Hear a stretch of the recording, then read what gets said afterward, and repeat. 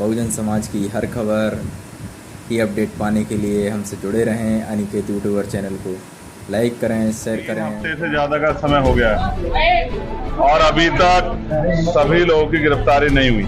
हमारी ये मांग है कि किसी भी कीमत पे बहन बेटियों के साथ जुर्म ज्यादती बर्दाश्त नहीं की जाएगी कि कहीं ना कोई दबाव है। इस दबाव के कारण किसी बेटी को न्याय न मिले, ऐसा देवभूमि में नहीं होना चाहिए। ये सरकार का काम है। अगर हर चीज के लिए मांग करनी पड़ी तो जब वो जनता से वोट मांगने आते तब उनको शर्म क्यों नहीं आती। अगर लापरवाही हुई तो सेशन आ रहा है, बजट सेशन, मैं पुरजोर कोशिश करूंगा कि इतनी जो विभत्स घटनाएं घटी है और जिस तरह से अधिकारियों ने इस पर लापरवाही बरती है, इसको मैं पुरजोर तरीके से पार्लियामेंट में उठाऊं। पीड़ित परिवार 3 हफ्ते से ज्यादा का समय हो गया है और अभी तक सभी लोगों की गिरफ्तारी नहीं हुई।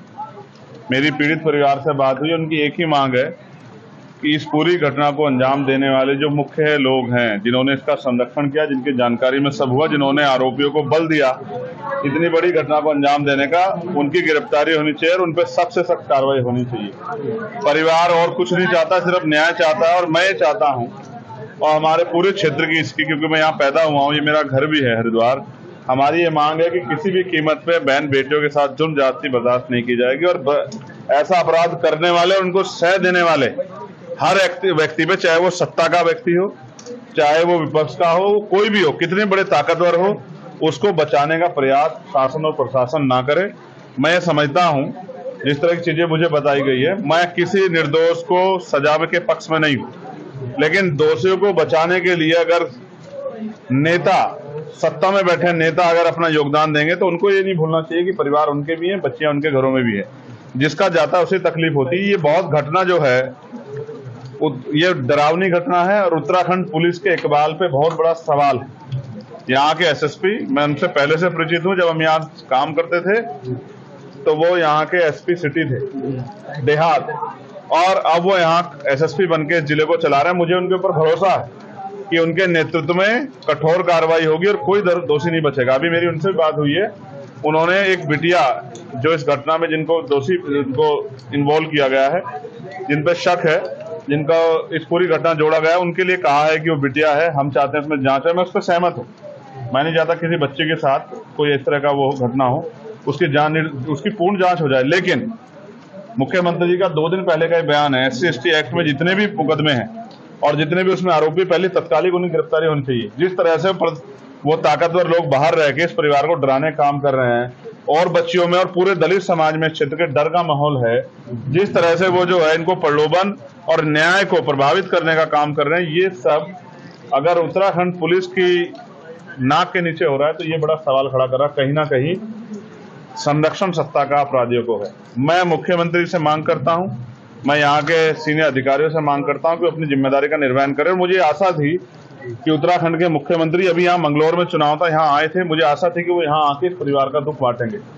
लेकिन जैसा मैंने कहा, जाति कभी नहीं जाती, क्योंकि ये बच्ची दलित समाज की है। शायद उनको इनके परिवार के पास आने का समय नहीं मिला।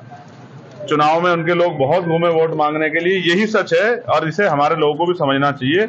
जब तक वो अपने दलों से जुड़ के अपनी ताकत नहीं बनाएंगे तब तक ये जुल्म उन पे होते रहेंगे। मैं विश्वास दिलाता हूं कि इस घटना को हम प्रथम और आखिरी घटना समझ के इस पर मजबूत लड़ाई लड़ेंगे और आने वाले 3-4 दिन के बाद ही अगर कार्रवाई नहीं हुई तो एक बहुत बड़ा आंदोलन जिलाधिकारी कार्यालय पर होगा। उसके लिए हम लोग अपनी भूमिका अपनी लीडरशिप से बात करके बना दें। हम ये चाहते हैं, हम किसी भी तरह का कोई आंदोलन नहीं करेंगे अगर पुलिस अपनी कार्रवाई को जिम्मेदारी से करेगी, आरोपियों को बचाने काम नहीं करेगी। मैं यहाँ पिछले आधे घंटे से बैठा हूँ और अधिकारी यहाँ नहीं आ पा रहे हैं। इसका मतलब कहीं ना कहीं उनको पता है कि जब सवाल जवाब पूछे जाएंगे तो वो जवाब नहीं दे पाएंगे। जिन अधिकारियों की जिम्मेदारी वो यहाँ से गायब क्यों है?